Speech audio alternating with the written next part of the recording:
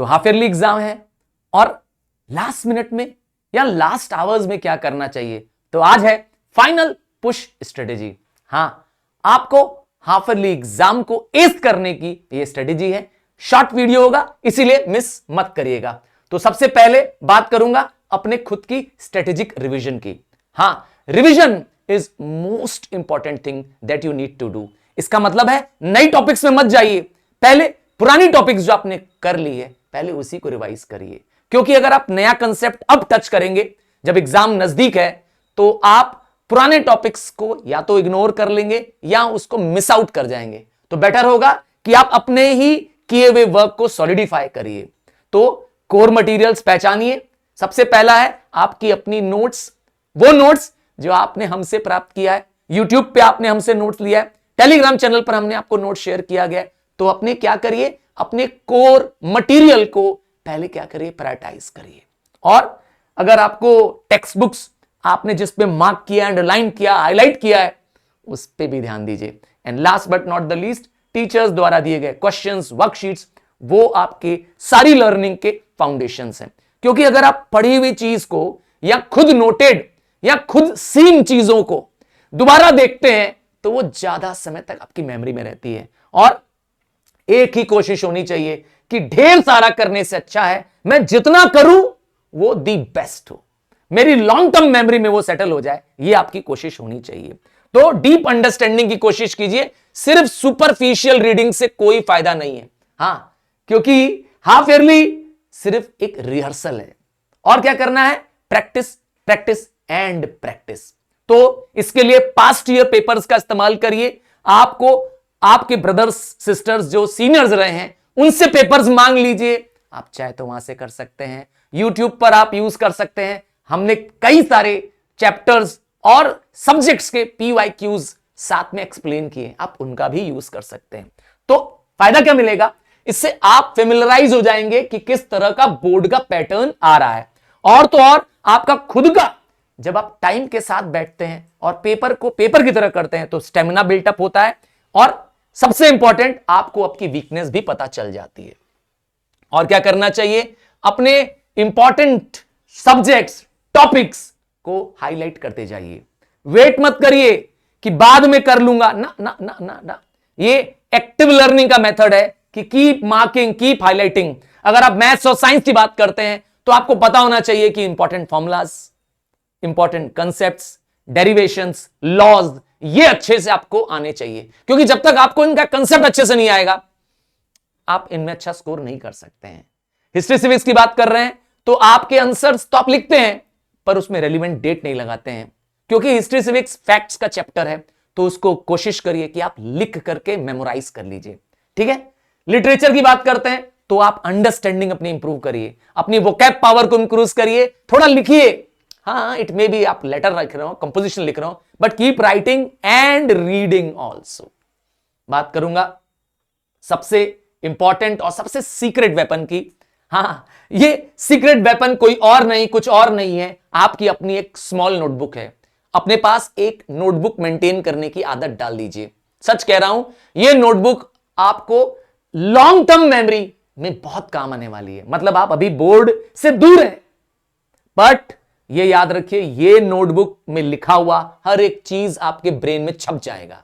तो इसीलिए क्या करिए, अगर आपको इंपॉर्टेंट फॉर्मूलाज पढ़ते हैं, कोई इंपॉर्टेंट रिएक्शंस पढ़ते हैं, कोई लॉज याद कर रहे हैं, कोई इंपॉर्टेंट डेफिनेशंस याद कर रहे हैं, आप इसको नोट करते जाइए। और ये नोट करना ही नहीं है, इसके बाद इसको यूज करना है रिवीजन के लिए। कोशिश करेंगे कि आप इससे क्या करेंगे, रिवाइज करेंगे। कब रिवाइज करेंगे, जब आप अर्ली लर्निंग आवर्स के लिए बैठे हुए। हां, जब मॉर्निंग में, जब आप माइंड टेंशन फ्री है, आप एकदम रिलैक्स चिल्ड माइंड में, उस समय आप इसको यूज करेंगे। ठीक है, और क्या करना है। अच्छा, बहुत सारे बच्चे सोचते हैं सिर्फ पढ़ लो, किताब लेके बैठ जाओ। नहीं, मेरे सुपरस्टार्स तो ये मिस्टेक एकदम नहीं कर सकते हैं। आपको पैसिव लर्नर्स नहीं बनना है, आपको एक्टिव रिकॉल करना है। मतलब पढ़ना नहीं है, पढ़ने में अपने आप को इन्वॉल्व करना है, अपने अदर सेंसेस को इन्वॉल्व करना है। सिर्फ रीड कर रहे हैं तो आपने आंखों का इन्वॉल्व किया, आपका हाथ का इस्तेमाल नहीं हो रहा है, आपके कान का इस्तेमाल नहीं हो रहा है। बात समझ में आई? तो make as many senses as possible involve while studying.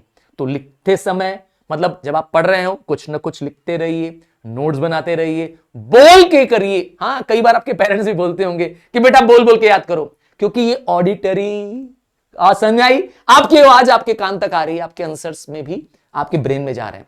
तो कई तरह से आप क्या कर सकते हैं, उसको याद या कह सकते हैं अपनी मेमोरी में डाल सकते हैं, सिर्फ देख करके नहीं, क्योंकि तब आप बोर हो जाएंगे और शायद मुझे लगता है पढ़ाई आपको नींद दिला देगी। बात समझ आ रही है? इसीलिए एक्टिव रिकॉल टेक्निक यूज करिए। क्या फायदा मिलने वाला है? आपकी स्पीड बढ़ेगी, आपकी मेमोरी बढ़ेगी, आपके आंसर लिखने की एबिलिटी बढ़ जाएगी। हाँ, आप ज्यादा कॉन्फिडेंट महसूस करेंगे क्योंकि इससे पहले आप लिख चुके हैं एक्टिव रिकॉल के type. And last but not the least, अपनी वीकनेसेस को पहचानिए। वो स्मार्ट है, वो इंटेलिजेंट है जो अपनी वीकनेस को समझता है और उस पर काम करना शुरू कर देता है। तो स्टार्ट वर्किंग ऑन इट। जैसे मैं एग्जांपल देता हूं, वीकनेस का एग्जांपल देता हूं कि मेरी वीकनेस है न्यूमेरिकल्स मेरे गलत हो जाते हैं, लास्ट में मेरा कैलकुलेशन मिस्टेक हो जाता है। तो इसका मतलब है आई नीड टू प्रैक्टिस। हाँ, प्रैक्टिस करेंगे न्यूमेरिकल्स तो आप उसमें बेटर हो जाएंगे। वैसे भी मैं हमेशा कहता हूं कि मैथ्स मच्छर है, तो मच्छर तो तभी बनेगा ना जब आप प्रैक्टिस कर करके उस मच्छर पे जीत हासिल करोगे। और क्या करना है? 3R formula. हाँ, 3R फॉर्मूला। पहला R है रिवाइज, दूसरा रिकॉल एंड तीसरा रिपीट। तो क्या रिवाइज करना है? जो भी आप टॉपिक्स पढ़ रहे हैं उसको पढ़ करके बंद करके भूल मत जाइए। एक सर्टेन इंटरवल बाद, जैसे आज पढ़ा तो 2 दिन बाद फिर रिवाइज करिए, फिर 7 डेज बाद फिर रिवाइज करिए। मतलब you have to make sure that that topic is not left aside, बल्कि उसको क्या करना है, उस टॉपिक को, उस चैप्टर को रिवाइज करना है, रिकॉल करना है। रिकॉल करने का मतलब होता है मेन मेन पॉइंट्स को लिख डालना है। हां, हो सके माइंड मैप बना डालिए अपने आप से। और क्या करिए? Last repeat. तो ये प्रोसेस क्या करते रहना है, आपको रिपीट करना है तब तक जब तक आपकी मेमोरी में प्रोसेस चला ना जाए। और सबसे अच्छा टेक्निक जो मुझसे आप पूछेंगे, आपको टाइम मैनेजमेंट आना चाहिए। ये क्या मतलब होता है सर? आपके पास दिन के 3 स्लॉट्स अवेलेबल हैं। सच कह रहा हूं, आपको सिर्फ स्लॉट निकालने नहीं आ रहा है, तो अपने दिन के 3 स्लॉट्स निकालिए पढ़ने के लिए, लर्न करने के लिए, और तीनों में एक जैसा काम नहीं करिए।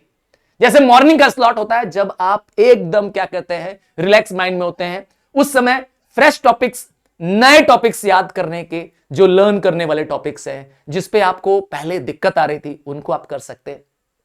साइंस मैथ ले सकते हैं क्योंकि इस समय ब्रेन ज्यादा अलर्ट होता है, ज्यादा एक्टिवली क्या करता है, सॉल्व कर सकता है। हाँ, और क्या कर सकते हैं? आफ्टरनून स्लॉट में क्या करेंगे? वो सब्जेक्ट जिसमें रिवीजन, मेमोराइजेशन चाहिए, जैसे हिस्ट्री, ज्योग्राफी, लैंग्वेज, ये आफ्टरनून स्लॉट होना चाहिए आपका।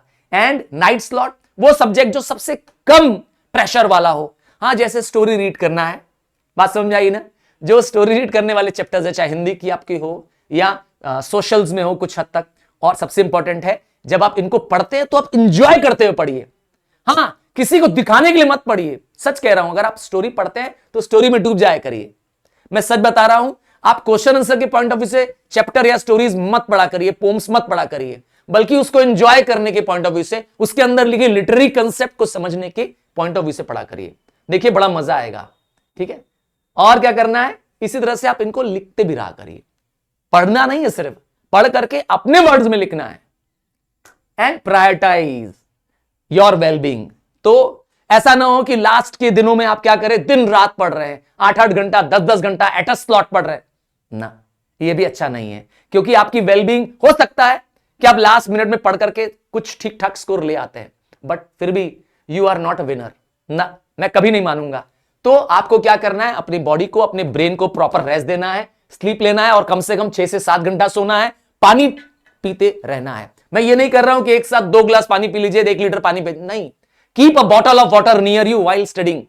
हाँ, बैठे रहो, बड़ी थोड़ा सिप करके पीते रहो। ठीक है? तो हाइड्रेट रखो अपने आप को, और समय समय पे ब्रेक भी लो। इन ब्रेक्स में, हाँ प्लीज, इन ब्रेक्स में मोबाइल को यूज ना करें तो ज्यादा बेटर होगा। हाँ, कुछ दिन की मोबाइल फास्टिंग अगर आपको अच्छे नंबर दिला सकती है तो क्यों नहीं। ठीक है? और लास्ट में अच्छा न्यूट्रिएंट फूड लीजिए, हैवी बल्कि फूड नहीं लेना है। So final thought is, success is sum of small efforts repeated every day, day in and day out. मतलब छोटे छोटे कदम आपको आपकी मंजिल तक कब पहुंचा देंगे आपको पता ही नहीं चलेगा। तो इसीलिए स्टार्ट नाउ। अगर आपने अभी स्टार्ट नहीं किया है तो आज वो दिन है, कल नहीं, आज वो दिन है, और आज शुरू करिए। तो believe you can do anything and everything. So believe करिए अपने आप पर and apply this strategy. And last but not the least, ये एक जर्नी है. हाँ, learning is a journey and it continues till your last breath. So take it that way. So all the best for your half yearlies, and half yearlies भी फोड़ के आना है तुमको. Bye from now.